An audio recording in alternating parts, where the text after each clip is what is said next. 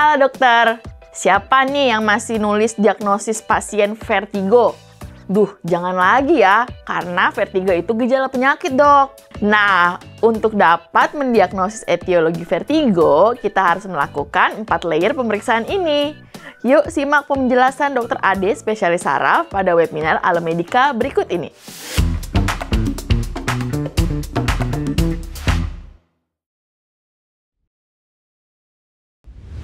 Vertigo ini tidak boleh lagi menjadi diagnosis.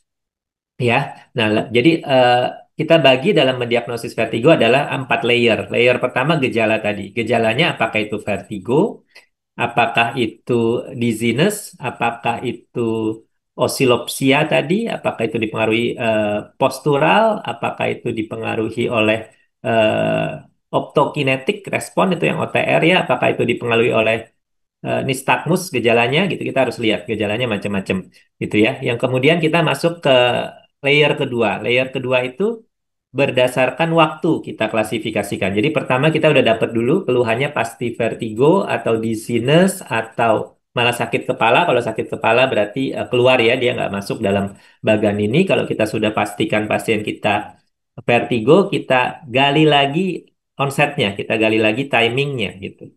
Apakah dia acute, jadi pertama kali terjadi sebelumnya tidak pernah.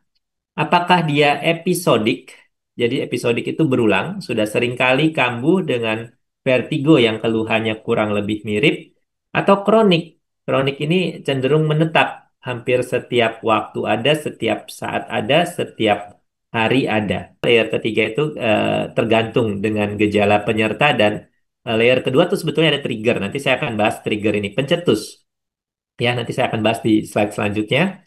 Lalu kemudian gejala penyerta itu yang membuat kita kemudian condong mengarah ke suatu penyakit tertentu.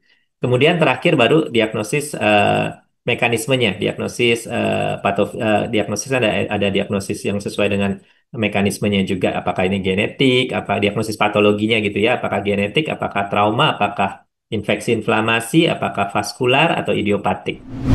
Tonton selengkapnya di website atau aplikasi Alemedica ya. Selain webinar, kita juga ada fitur My Patient yang memudahkan dokter untuk mengirimkan resep obat dan merujuk pasien ke dokter spesialis secara online yang terdokumentasikan secara rapi dan aman. Obatnya bisa langsung dikirimkan ke alamat pasien dalam waktu kurang dari 1 jam. Jadi dokter andal dalam genggaman, salam Alemedica.